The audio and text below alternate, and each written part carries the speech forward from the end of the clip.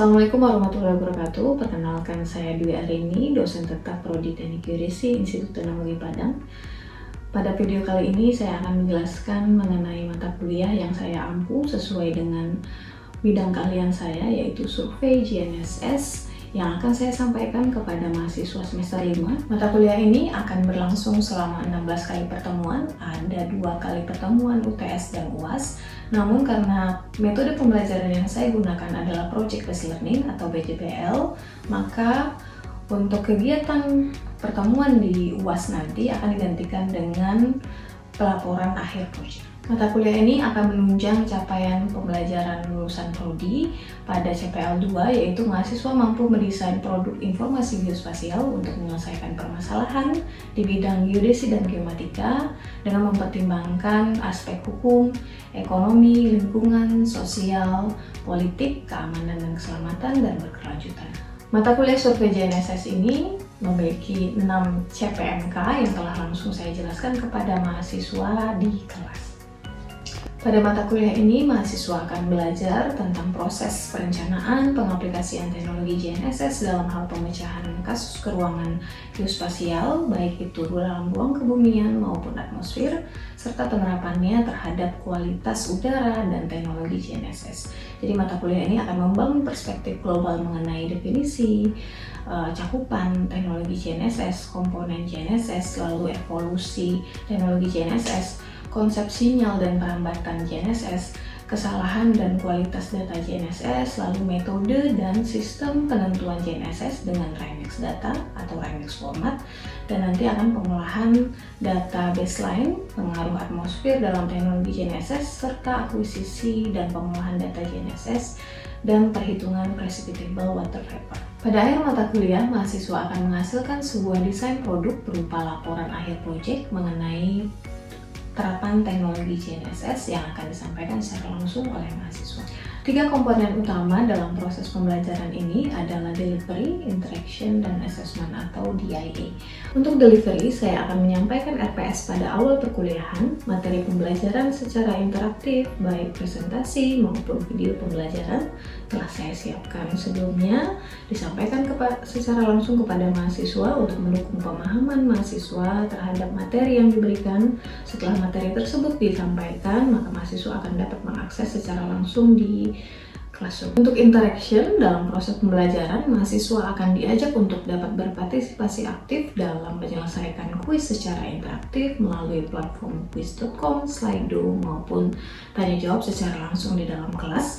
Karena metode pembelajaran ini berbasis project, maka interaksi dosen dan mahasiswa saat di lapangan untuk kegiatan akuisisi data akan dilakukan di awal sebelum mahasiswa melakukan proses akuisisi data secara mandiri dan berkelompok. Untuk asesmen sendiri atau sistem penilaian yang saya lakukan dalam mata kuliah ini bersifat sumatif dengan penilaian desain kerangka konseptual melalui kerangka acuan kerangka proyek yang akan disusun secara mandiri oleh mahasiswa secara berkelompok.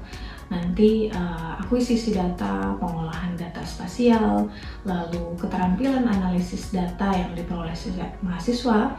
Secara khusus yang perlu diperhatikan adalah desain kerangka metodologi, teknik akuisisi datanya seperti apa, kemampuan metode, analisis dan kemampuan menggunakan perangkat lunak yang digunakan, lalu interpretasi logis terhadap data yang dikumpulkan, serta menjawab pertanyaan yang diajukan oleh dosen nanti di akhir pada saat melakukan presentasi hasil proyek. Referensi yang saya gunakan dalam mata kuliah ini merupakan buku referensi karya saya sendiri dan karya ahli lainnya, serta artikel jurnal ilmiah terkini, modul pembelajaran, job sheet, serta buku penilaian sumatif mahasiswa yang telah saya susun.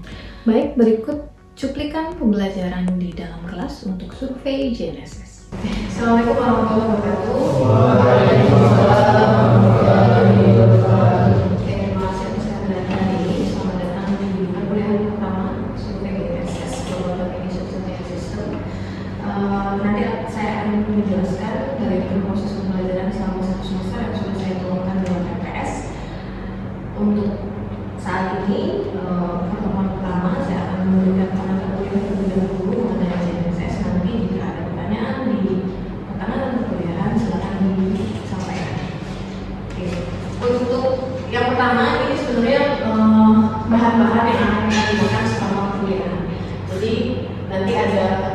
saya sudah ada buku handbook untuk kalian, buku referensi yang bisa kalian gunakan nanti sepanjang perkuliahan.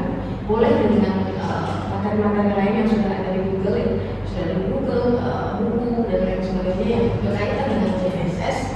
Lalu saya ada RPS juga, ada RPS, jadi saya sampaikan dulu untuk RPS-nya. Nah, nanti kan model pembelajaran kita saat ini adalah project based, jadi PJBL atau project based learning. Metode pembelajarannya memang PJBL karena direncanakan selama 1 semester nanti kalian akan melakukan proses project, di mana dari awal nanti akan kalian rencanakan, terus mengambil pengambilan data.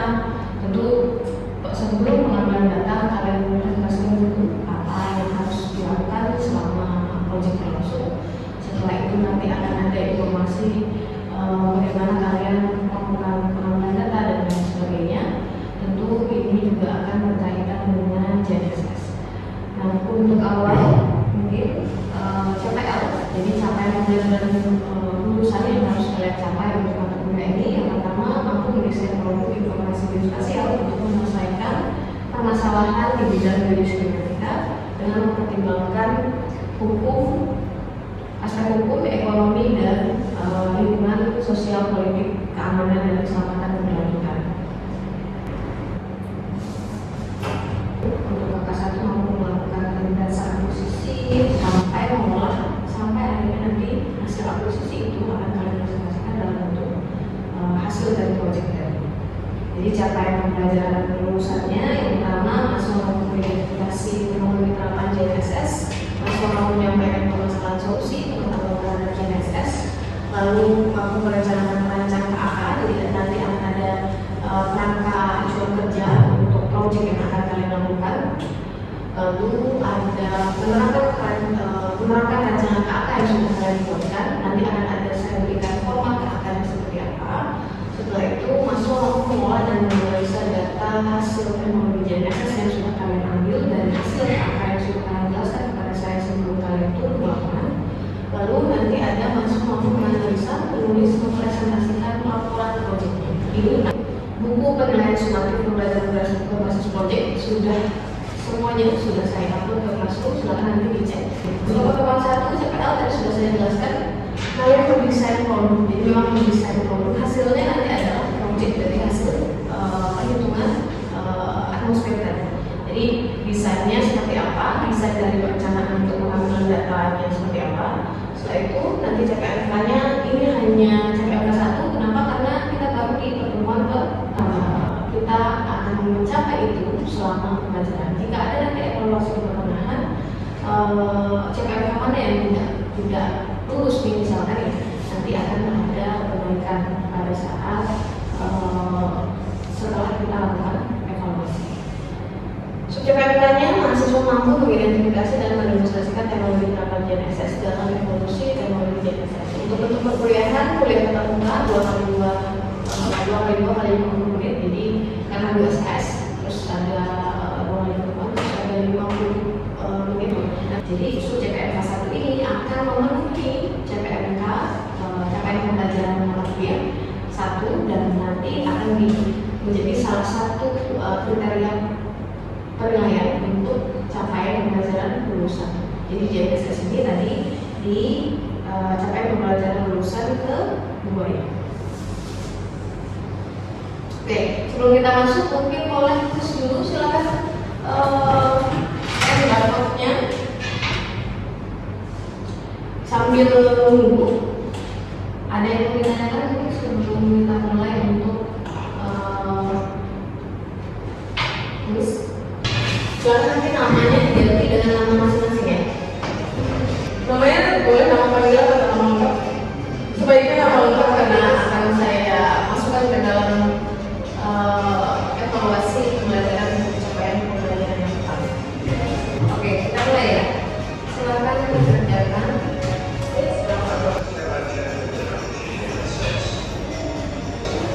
Sudah ada jawabannya. Global Navigation Satelit System. Oke, masih muamalah dan IUP. Sekarang kita akan menggambarkan GPS dalam tidak ini angkanya.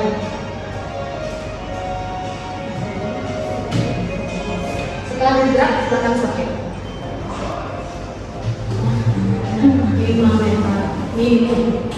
Next, berikut kemampuan dari GNSS kecuali. Silakan dibaca. Seminar lagi script. Kemudian kualitas.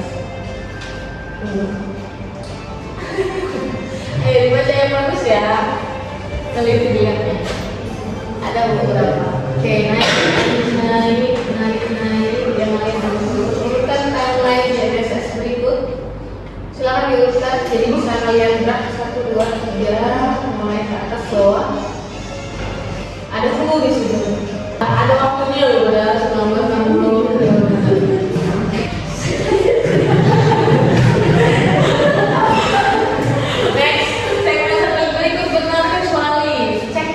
Ya dibaca.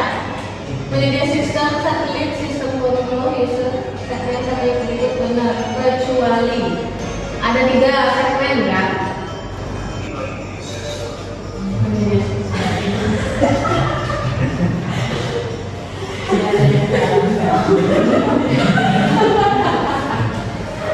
nah apa? Awal kan?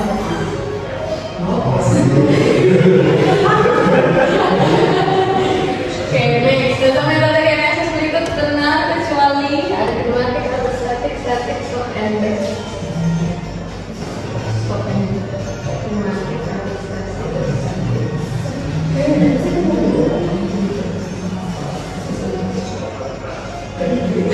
Adanya apa? Stop and go. Mana stop? Apa yang di belakang ya? Apa yang di belakang? Oke, next.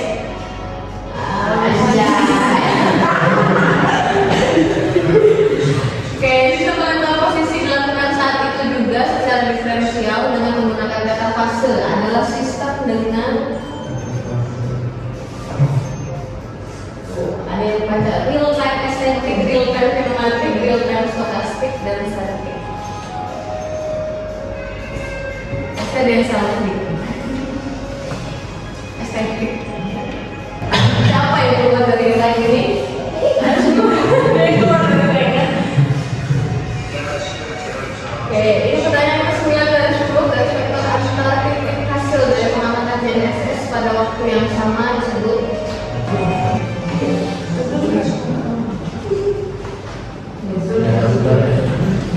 Oke.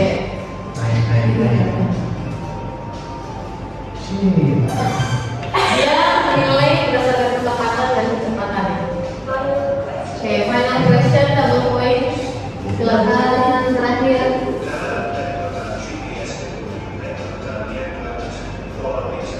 Oke, dalam pengamatan GPS diperlukan pengamatan yang membentuk kualitas data menjadi lebih baik adalah dengan metode yang pertama dari bebas jaringan radio, jaringan sekunder, animasi dan realisasi.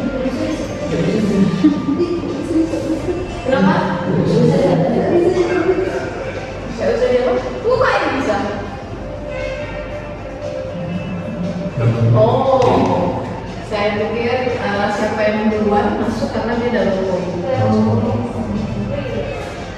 Oke, yang ketiga Rian.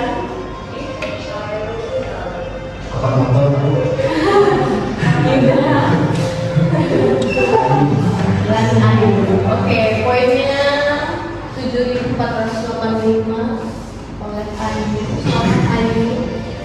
Nanti ambil vouchernya di belakang ya. Oke, tadi sudah dibahas ya mengenai beberapa materi tentang GNSS. Dulu ini saya pikir view reportnya tadi ini view report ada beberapa yang salah. Ayo ada hanya 2 yang salah. Bisa dicek sendiri question berapa. Tadi ada beberapa yang ini karena ada beberapa kata-kata yang dipakai kayak real time eccentric ya. Mungkin ada yang kamu juga tapi ternyata dia real time. Oke, itu untuk kuis. Kita lanjut ke pembelajaran. Seru gimana? Seru.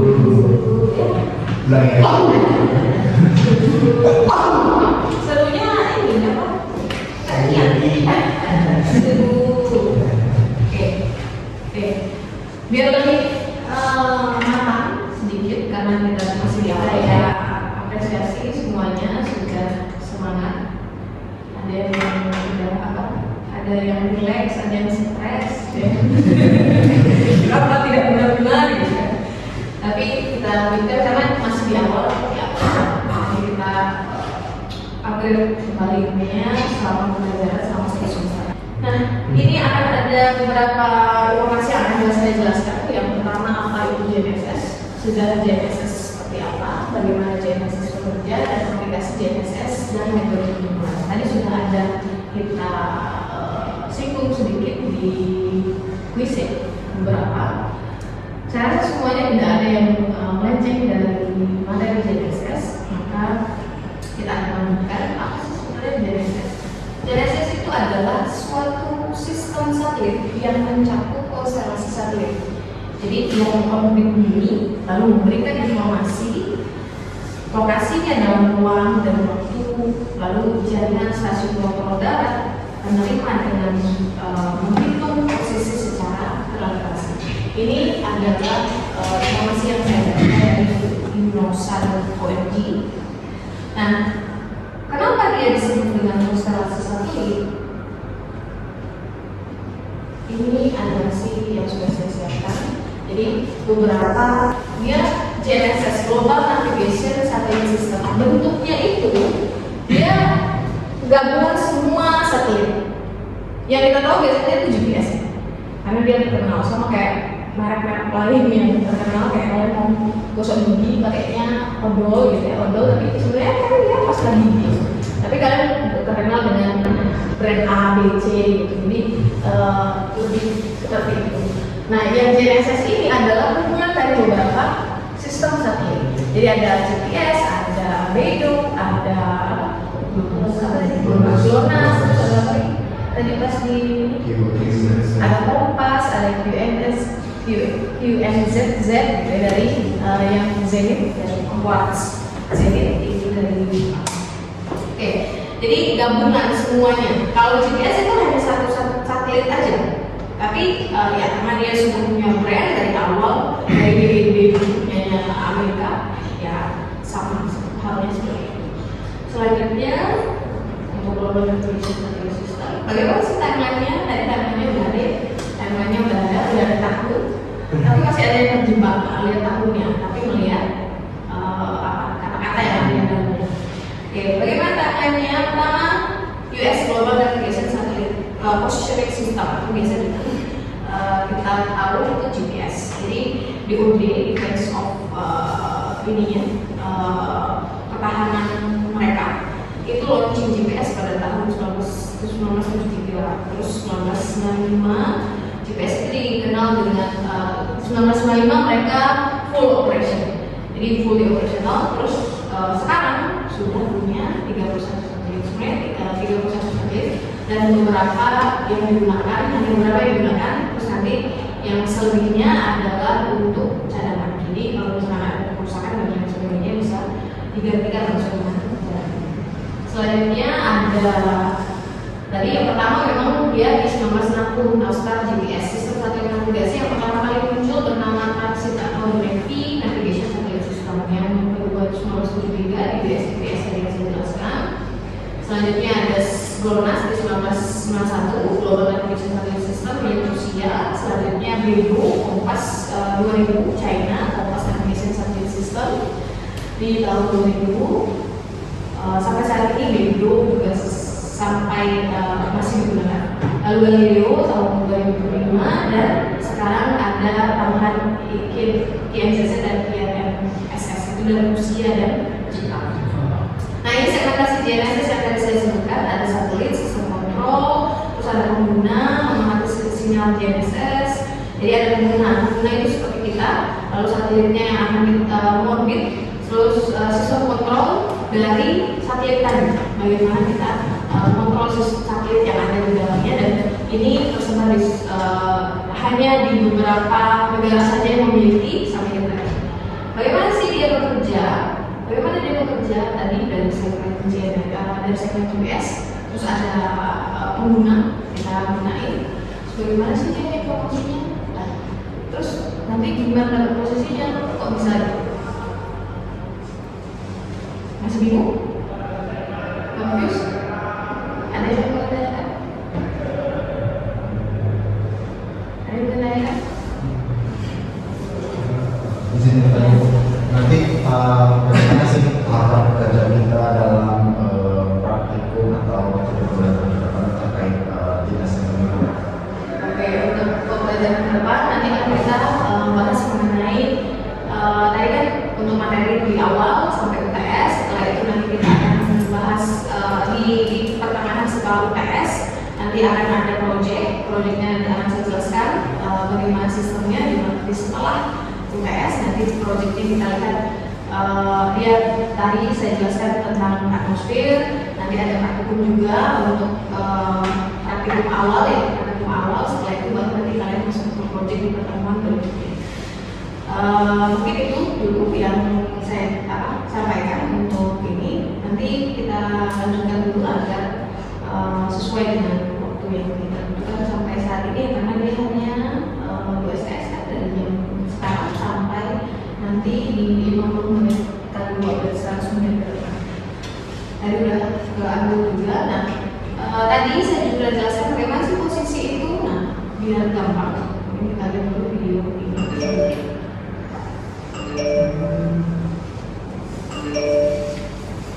Kamu di mana? Siapa ya? Percakapan seperti itu sering kita alami ketika kita bicara suatu lokasi atau objek kepada seseorang. Bukan hanya itu, kamu juga harus diasuh lagi kan dalam GPS. Bisa didengar? Dengan GPS. Sebenarnya apa sih GPS? Mari kita cari tahu.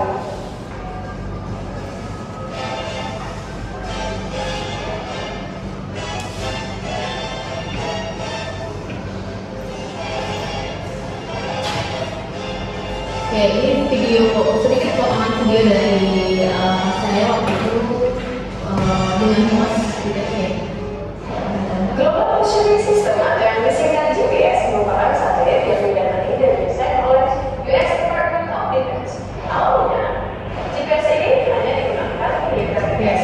Saya hanya menjelaskan satu ini saja, satu satelit saja, satu GPS, karena kalau semuanya sebenarnya sistemnya sama, tapi informasinya adalah tentang GPS.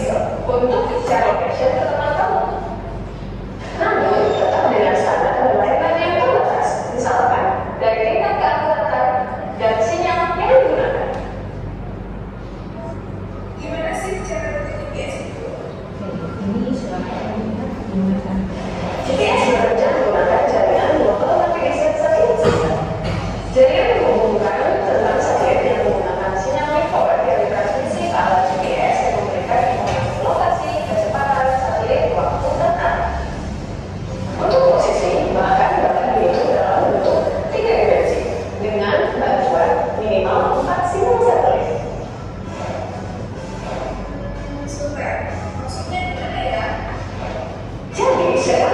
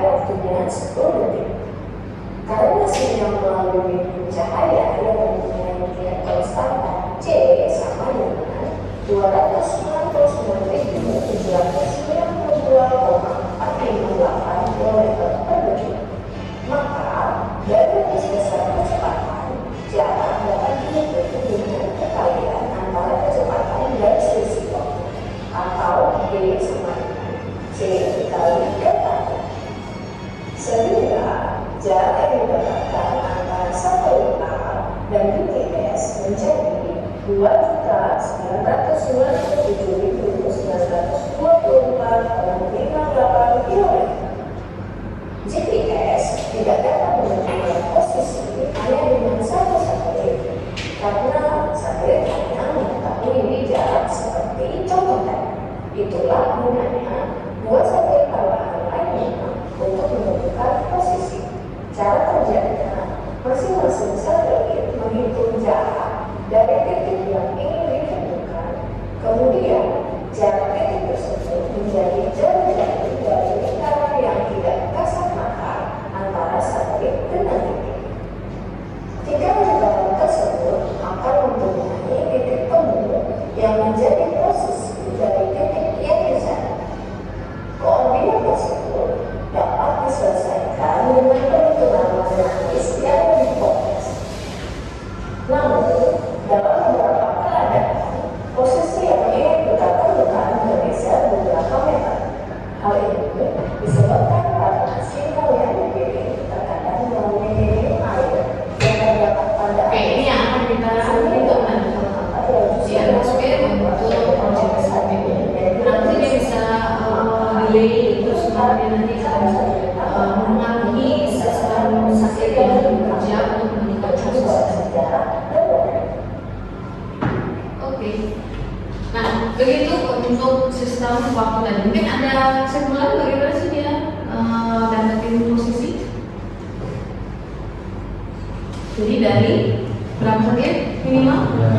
Ada 3 satelit. Dari 3 satelit ini nanti akan dikoreksi nilai waktu dan jaraknya dari informasi itu.